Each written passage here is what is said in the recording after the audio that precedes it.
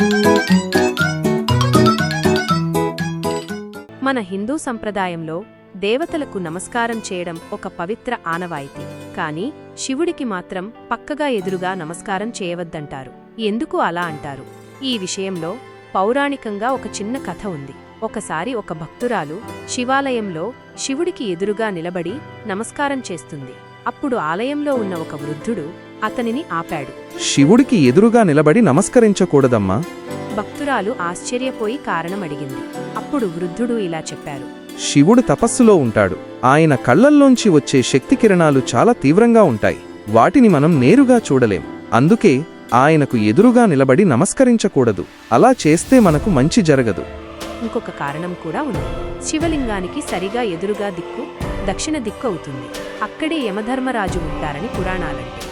అందుకే దక్షిణ దిశగా ఉండే శివుడికి సరిగా ఎదురుగా నమస్కరించడం అశుభంగా భావిస్తారు. అందుకే మన పెద్దలు శివుడికి పక్కన నిలబడి నమస్కరించమంటారు. ఇది శివునిపై మనకు గల భయం కాదు, అది గౌరవం, భక్తి. మనమంతా భక్తితో, గౌరవంతో శివుడిని పక్కగా నిలబడి నమస్కరిద్దాం. ఒక్క నిమిషం ఆలోచించండి. మనం ఈ నియమాలను ఎందుకు అనుసరిస్తున్నామో ఇప్పుడు తెలుసుకున్నాం కదా.